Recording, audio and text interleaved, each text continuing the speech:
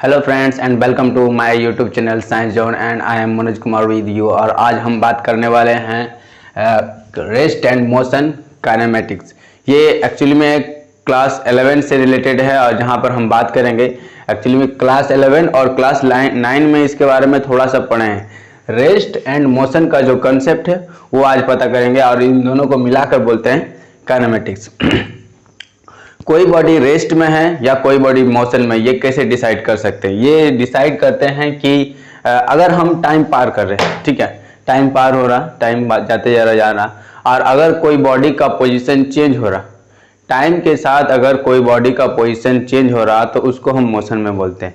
और अगर time pass होते जा रहा लेकिन बॉडी का पोजीशन चेंज नहीं हो रहा तो ऐसे कंडीशन में उस बॉडी को रेस्ट में बोलेंगे। तो ठीक है, चलिए चलते हैं अपना रेस्ट वाला, किसे हम रेस्ट कहते हैं। चलिए रेस्ट लिखते हैं पहले, rest,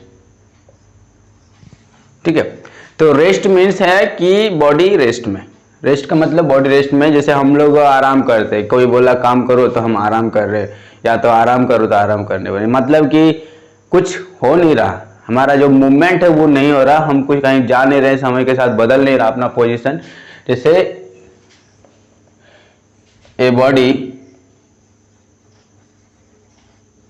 is said to be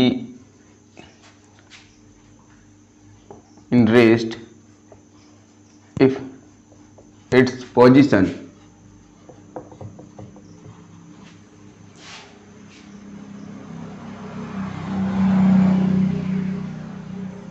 change with time।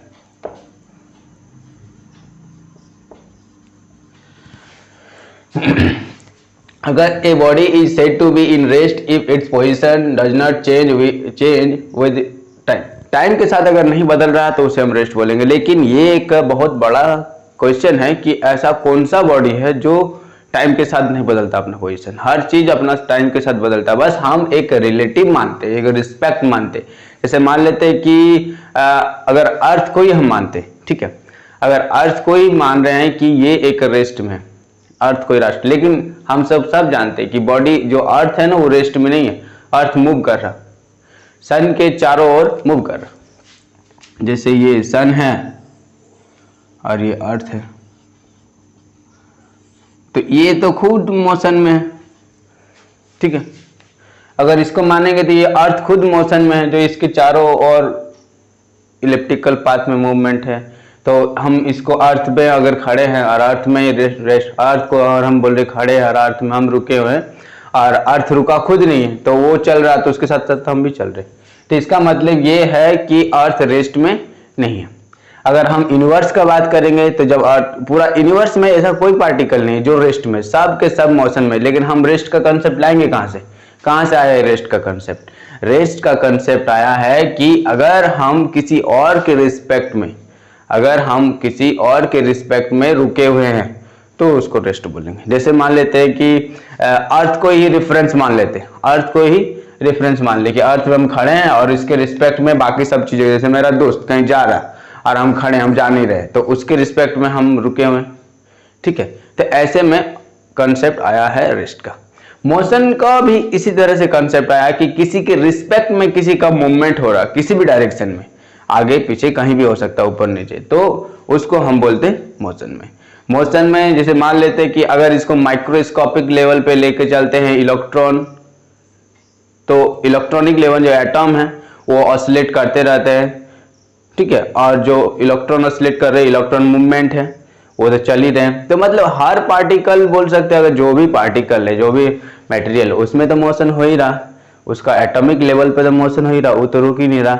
लेकिन ऐसे में भी जब हम किसी चीज को लेते हैं तो देखते हैं किसके रिस्पेक्ट में, होल एज ए बॉडी अगर रेस्ट में है तो रेस्ट, अगर उसमें भी हमको देखने मिलता है कि किसी के रिस्पेक्ट में लेना, ठीक है।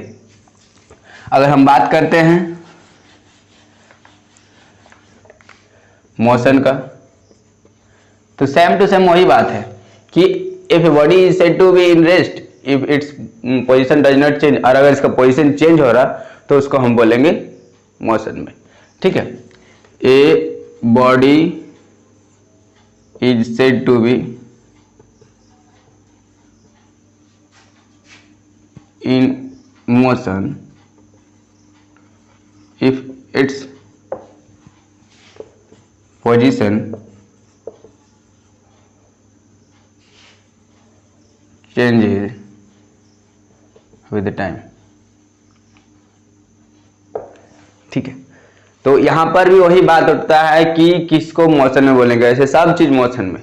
ठीक है, तो किसी के रिस्पेक्ट में मोशन में बोलते हैं। जैसे मान लीजिए कि ट्रेन गाड़ी पे, ट्रेन जो रेलगाड़ी है या ट्रेन पर हम बैठे हुए हैं और बाहर पे कोई आदमी हमको देख रहा है, जब ट्रेन रुका हुआ, आदमी रुका, हर चीज रुका हुआ, तो उन लोगों को लगता है ट्रेन रेस्ट में, सबको सही बात है ट्रेन रेस्ट में। लेकिन अगर हम ट्रेन का स्टार्ट हो गया, मान लेते ट्रेन स्टार्ट हो गया और ट्रेन चलता रहा, तो अगर हम ट्रेन में मूवमेंट कर रहे, जैसे मान लेते ये ट्रेन इस डायरेक्शन में जा रहा है और आदमी यहाँ खड़ा है, आदमी यहाँ खड़ा रहा, तो इस डायरेक्शन में ये जा रहा, तो मेरे रिस्पेक्ट में अगर हम अंदर में है तो मेरे रिस्पेक्ट में ये आदमी इधर जा रहा है, लेकिन इसके रिस्पेक्ट में हम जा रहे हैं इधर। तो रिस्पेक्ट का बात करते हैं, ठीक है, कि कौन किधर जा रहा। आई थिंक आपको ये समझ में आ गया कि रेस्ट किसको बोलेंगे और मोशन किसको बोलेंगे। मैं रेस्ट मतलब कि अगर किसी के रिस्पेक्ट में उसका टाइम के साथ पोजीशन चेंज नहीं हो रहा तो उसको रेस्ट में बोलेंगे, और अगर उसका पोजीशन चेंज हो रहा, पोजीशन मतलब उसका लोकेशन, वो कहाँ पर था, पहले कहाँ था, 1 मिनट पहले कहाँ या 2 मिनट। ये मोशन और रेस्ट जो बात कर रहे हैं ना, ये बहुत फास्ट भी हो सकता है, बहुत स्लो भी हो सकता है। जैसे मान लेते हैं जो स्नेल है ये बहुत धीरे धीरे चलता है, जैसे कोई भी चीज, जैसे स्लो मोशन वाले, जैसे घड़ी की सुई, ठीक है, घड़ी की सुई की बात करेंगे, अगर उसमें सेकंड हैंड की बात करते हैं, जो सुई होती है सेकंड की, वो बहुत तेजी से घूम रही, लेकिन जो वही आवर हैंड है वो बहुत स्लोली घूमती है। तो इसका ये मतलब नहीं कि वो रेस्ट में नहीं है, या सॉरी, इसका ये मतलब है कि वो भी मोशन में। ठीक है, अब हम बात करेंगे इसके अगले टॉपिक पे, और वो है डिस्टेंस और डिस्प्लेसमेंट। तो हमारा नेक्स्ट टॉपिक है डिस्टेंस। डिस्टेंस को कैसे डिफाइन करेंगे? डिस्टेंस होता है कि अगर कोई पार्टिकल टाइम के साथ वेरी कर रहा है और वो किसी भी टाइम इंटरवल में जितना टोटल पाथ कवर्ड करता है, टोटल पाथ, उससे बोलते हैं उसका डिस्टेंस कवर्ड बाय इट। जैसे मान ले कि ये एक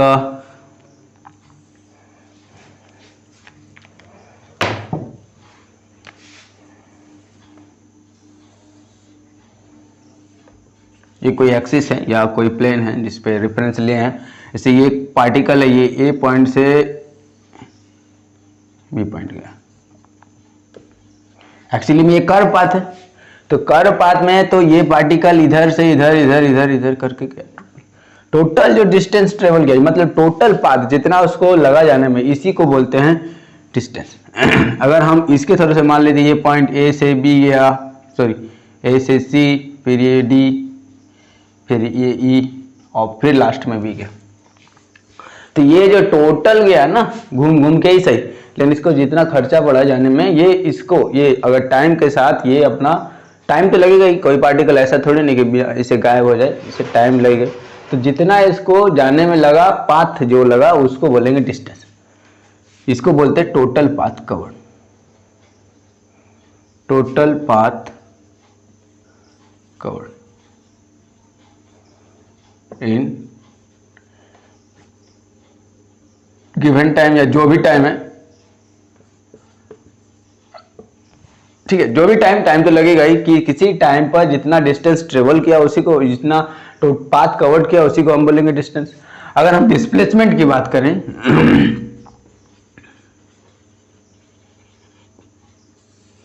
तो डिस्प्लेसमेंट में क्या होता है कि फाइनल पोजीशन और इनिशियल पोजीशन, जैसे ये नहीं देखते हैं कि कितना दूर घूम के गया कितना नहीं, हमको ये बताओ कि फाइनली कहाँ गए हो।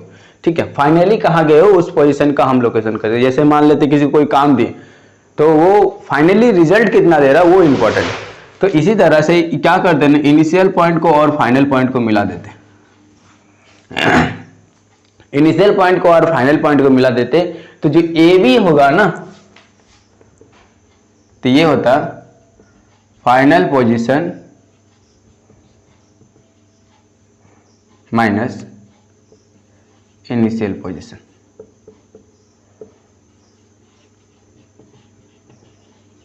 इसमें ये नहीं देखते कि वो किधर किधर से घूम के गया, उसी टाइम पे वो फाइनली किस पोजीशन पे है उसको बोलते हैं हम डिस्प्लेसमेंट। जैसे डिस्टेंस जो है ना, वो स्केलर क्वांटिटी है,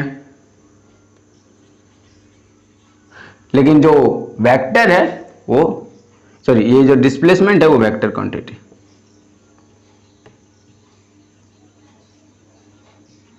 ठीक है, तो वेक्टर से रिलेटेड जो ये वेक्टर लिखे या स्केलर लिखे हैं, वेक्टर से रिलेटेड एक टॉपिक ऑलरेडी मेरा चैनल पे अपलोड है, आप उसको लिंक का डिस्क्रिप्शन है उसमें लिंक दिया हुआ, आप उसको देख सकते। बहुत ही अच्छा से समझा है, उसमें कॉस्ट प्रोडक्ट, डॉट प्रोडक्ट, हर तरह का चीज़ें हम बताएं, उसमें प्लीज़ आप जाके देखिए।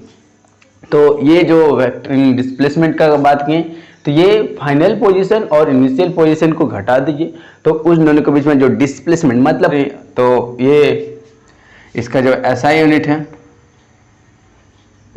डिस्टेंस का, वो भी मीटर होता है। और अगर डिस्प्लेसमेंट की बात करें तो इसका भी SI यूनिट मीटर ही है। ठीक है, आई थिंक आपको ये अच्छा से समझ गए होंगे कि डिस्टेंस और डिस्प्लेसमेंट में क्या डिफरेंट है। डिस्टेंस वो है जिसमें हम टोटल पाथ का बात करते हैं कि कितना गया गिवन टाइम में, जो टाइम आपको लगा, और डिस्प्लेसमेंट उसको बोलते हैं कि final position minus initial position को हम डिस्टेंस बोलते हैं। आगे हम बात करेंगे इसके बाद जो वो है कि एवरेज स्पीड और एवरेज वेलोसिटी। अभी वेलोसिटी क्या है, स्पीड क्या है, इस पर भी बात करेंगे। ठीक है, तो ये थोड़ा सा है, आप इसको नोट करें। तो हमारा टॉपिक है average speed and instantaneous speed. Average speed किसको बोलेंगे, उसके बाद इसी से हम डिफाइन करेंगे इंस्टेंटेनियस स्पीड। चलिए एवरेज स्पीड की बात करते हैं। एवरेज स्पीड क्या होता है नॉर्मली। अच्छा, ये एक और चीज है कि जो भी स्पीड, दो टर्म आपको आता है, एक स्पीड आता है, एक का होता है वेलोसिटी। वेलोसिटी स्पीड में क्या डिफरेंस है? स्पीड में, स्पीड है स्केलर क्वांटिटी। ठीक है, स्पीड क्या है, स्केलर क्वांटिटी है, और velocity vector quantity. Scalar quantity का मतलब है कि जिसका डायरेक्शन नहीं हो, नॉर्मली यही बात बोलते हैं, जिसका डायरेक्शन नहीं हो उसको स्केलर क्वांटिटी बोलते हैं, लेकिन ये पूर्णतः सत्य नहीं है। स्केलर क्वांटिटी वो है जिसका डायरेक्शन नहीं हो, मैग्नीट्यूड हो, डायरेक्शन ना हो, या दोनों में से कोई एक गायब है, और ये ट्रायंगल लॉ ऑफ एडिशन को फॉलो करता है। अभी ट्रायंगल लॉ एडिशन क्या है, इसके लिए भी एक लेक्चर ऑलरेडी अपलोड हो गया, आप उसको मेरे प्लेलिस्ट के में चेक कर सकते हैं। ठीक है, वहां पर मैथ, फिजिक्स एंड मैथमेटिक्स करके एक प्लेलिस्ट है, आप उसमें जाएं और उसमें देख सकते हैं। ठीक है, तो एवरेज स्पीड क्या होता है ना, कि इसको डिफाइन करते हैं कि total path covered by total time taken.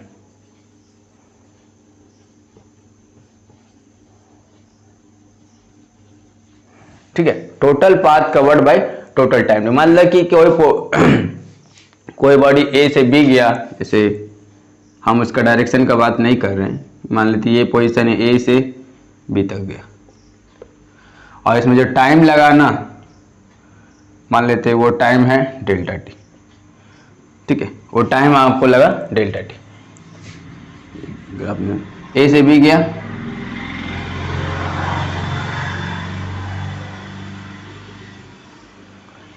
कोई बॉडी ए से बी गया, उसमें टाइम जो लगा डेल्टा टी। तो इस टाइम जो हो जाएगा कि टोटल पाथ मान लेते वो डिस्टेंस एस है, और ये टोटल टाइम हो गया डेल्टा टी, या डेल्टा एस बोली। तो ये है एवरेज स्पीड। तो एवरेज स्पीड मतलब total distance, total path covered by total, हम या तो डिस्टेंस भी बोल सकते। तो इस टाइम पर हम ना एवरेज स्पीड बताते। कुछ नहीं करना है कि टोटल पाथ निकाले और जितना टाइम लगा, जितना भी टाइम लगा उसे डिवाइड कर देते, वो एवरेज स्पीड आ जाता है। लेकिन अगर इंस्टेंटेनियस स्पीड का बात करेंगे,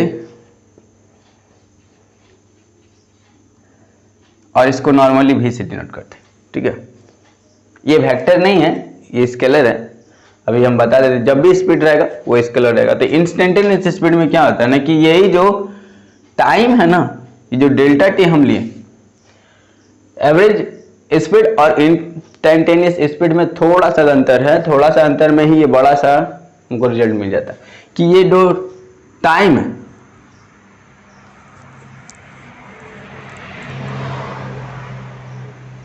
ये जो टाइम है ना डेल्टा टी, ये बहुत छोटा लेते हैं। छोटा मतलब टेंस टू जीरो।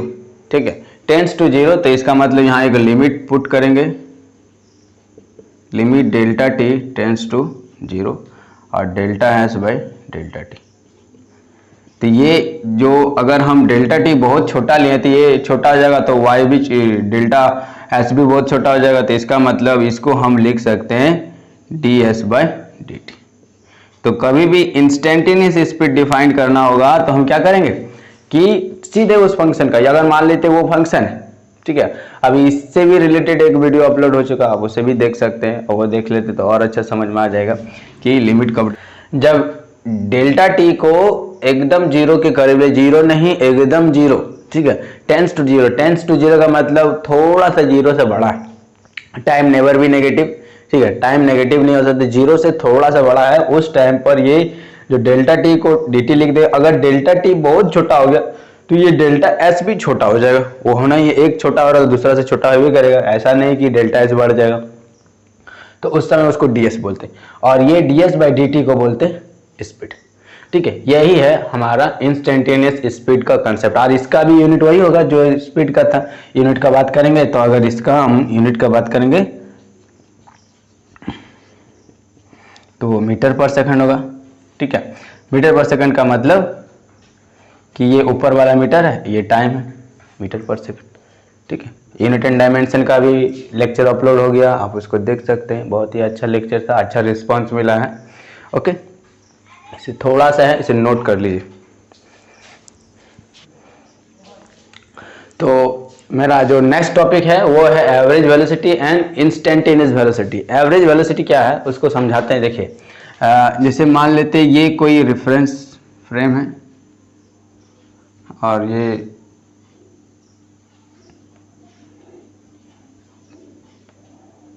टाइम है, इधर डिस्प्लेसमेंट है।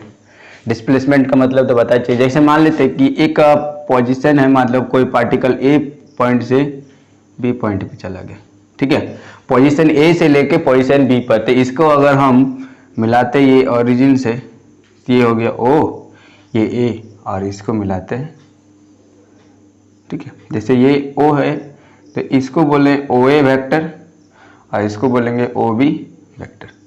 इसका मतलब ये है कि ए जो है ना पोजीशन वेक्टर है विद रिस्पेक्ट टू, ठीक है, ये पोजीशन वेक्टर है, ये पोजीशन वेक्टर है बी।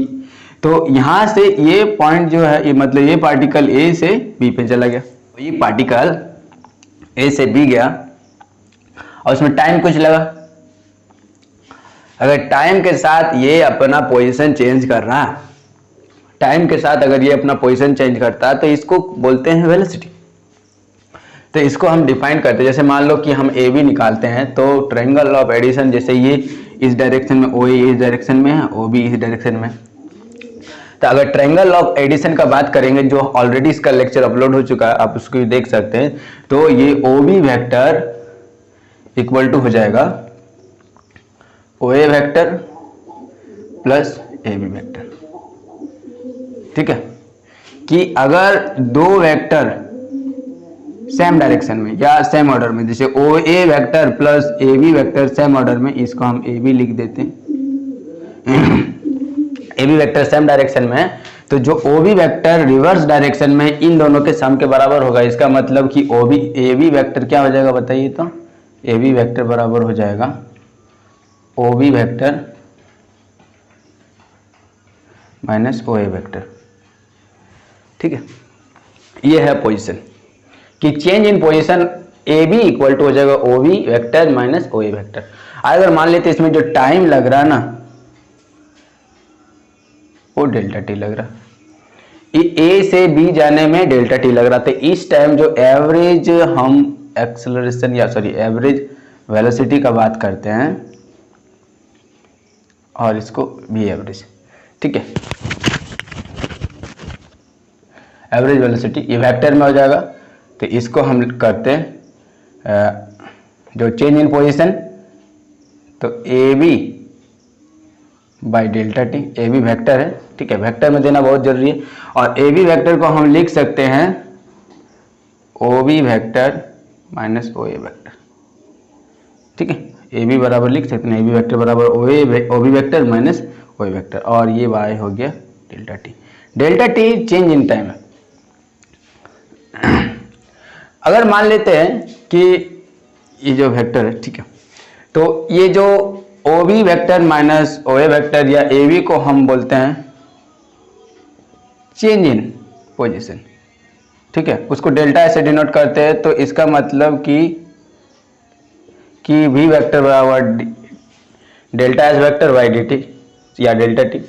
तो इसी को जब ये हो गया एवरेज, यहाँ एवरेज लिख दीजिए, ठीक है, ये एवरेज है। वेक्टर क्वांटिटी वेक्टर वेक्टर इसलिए दिए हैं क्योंकि वेक्टर है इसीलिए, और इसका जो यूनिट होगा वो भी मीटर पर सेकंड होगा क्योंकि ऐसा यूनिट मीटर पर सेकंड, ठीक। तो अगर हम इसी को, ये जो एवरेज वेलोसिटी निकालें, इसी में अगर डेल्टा टी को ना बहुत छोटा करते, बहुत छोटा, डेल्टा टी को अगर बहुत छोटा करते तो उस टाइम जो हमारा वेलोसिटी होगा, जो एवरेज वेलोसिटी है, वो इंस्टेंटेनियस वेलोसिटी बदल जाएगा। If delta T tends to zero, इसे ना टेंस टू जीरो बोलते हैं, मतलब जीरो की ओर जा रहा। जैसे हम एवरेज स्पीड में डिफाइन किए थे ना, जो डेल्टा टी है टेंस टू जीरो, मतलब वो टाइम जीरो के करीब जा रहा है, जीरो नहीं हो रहा, जीरो के करीब जा रहा, बहुत ही छोटा क्वांटिटी, मतलब जितना हम सोच रहे हैं उससे भी छोटा, उसको तब हम बोलते हैं टेंस टू, उसके तरफ जाना, मतलब एकदम वहीं पर पहुंच जाना, लेकिन वो नहीं, एक लिमिटिंग पॉइंट जैसे बोलते हैं। तो इस टाइम पे हम लिख सकते इंस्टेंटेनियस स्पीड, या भी लिखते इसको भी इंस्टेंटेनियस, या नॉर्मली भी लिखते, तो हो जाएगा limit delta T tends to zero, और ये जो हमारा डेल्टा एस था बाय डेल्टा टी, ये बदल जाता D S by D T, ठीक है। जो अगर जो लिमिट, ये एल टी ए लिमिट है, शॉर्ट फॉर्म में लिखा है, ये delta T tends to zero, मतलब ये टाइम बहुत छोटा हो जा रहा है, बहुत ज्यादा छोटा, जितना हम सोच रहे हैं उससे भी छोटा, एकदम जीरो के करीब है, जीरो नहीं, जीरो के करीब, एकदम लिमिटिंग पॉइंट, लिमिट का भी बता दें। तो ये delta S vector by D T जो है ना, D S by D T बदल जाता, और इसी को नॉर्मली मैग्नीट्यूड में बोलते हैं D S by D T. इसका भी यूनिट वही रहेगा, मीटर पर सेकंड। तो ये रहा हमारा average velocity and instantaneous velocity. Average velocity में क्या करते हैं कि जो total displacement by total time, ठीक है, एवरेज वेलोसिटी में होता है total distance by total time, और जो इंस्टेंटेनियस होता है ना, किसी एक पॉइंट पे निकालते, किसी एक पॉइंट, मतलब उस पल कितना होगा, उस पल का या उस क्षण को बात करते हैं कि एक छोटा सा टाइम में उसका स्पीड, सॉरी उसका वेलोसिटी कितना होगा, उसको बोलते हैं इंस्टेंटेनियस। जो टाइम हम इंटरवल लेते किसी एक पॉइंट पे, पूरा पाथ ए से बी जान रहे हैं तो उसके बीच नहीं, किसी एक पॉइंट पे, मान लेते ये एक पॉइंट है, ये इस पॉइंट पे इस टाइम जब पार हो रहा था तो उसका स्पीड क्या, सॉरी उसका वेलोसिटी क्या था, और इस तरह जब हम डिफाइन करते हैं तो उसको बोलते हैं इंस्टेंटेनियस, मतलब एक इंस्टेंट में instantaneous velocity. Okay, I think आपको ये समझ में आ गया, नोट कर लीजिए। फिर से हम बता देते हैं, ये इस तरह का जो ये वेक्टर वाली बात है ना, इसका लेक्चर ऑलरेडी अपलोड हो चुका, आप उसको चेक कर सकते हैं, इसको पढ़ने से पहले एक बार उससे जरूर देखें। ओके, तो अपना नेक्स्ट टॉपिक है average acceleration and instantaneous acceleration. जो एवरेज एक्सेलरेशन है ना, उसको भी उसी तरह से डिफाइन करेंगे जिस तरह हमने वेलोसिटी को डिफाइन किया। तो एक्सेलरेशन क्या होता है पहले ये तो समझ लेते हैं। एक डिफिनेशन होता है बेसिक सा कि the rate of change of position with respect to time, इसको बोलते हैं वेलोसिटी।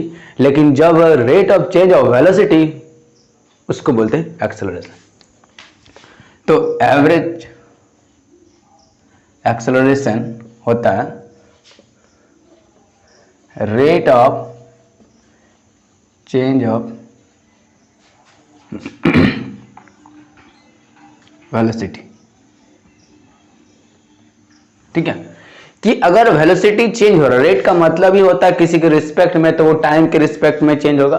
तो अगर वेलोसिटी चेंज हो रहा तो इसी टर्म को बोलते हैं, जो वेलोसिटी चेंज हो रहा है with respect to time, the rate of change of velocity is called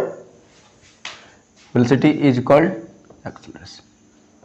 ठीक है, तो अगर एवरेज एक्सेलरेशन का बात करेंगे तो एवरेज एक्सेलरेशन क्या होता है, मान लेते हैं कि ये एक नॉर्मल सा ग्राफ है। ठीक है, ये v वेलोसिटी है, ये टाइम है। तो कोई पार्टिकल का वेलोसिटी यहाँ पर था,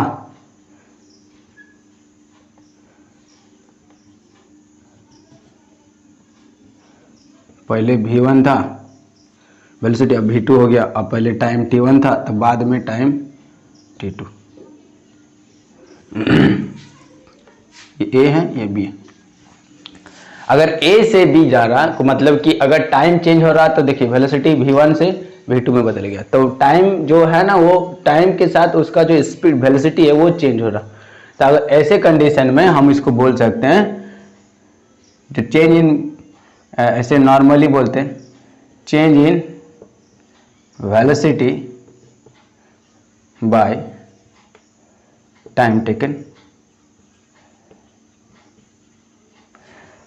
तो ये एक्सेलरेशन एवरेज को हम वेक्टर में दिखाएंगे तो चेंज इन वेलोसिटी क्या होगा, v2 माइनस v1, ये वेक्टर में ही होना चाहिए और ये डेल्टा टी।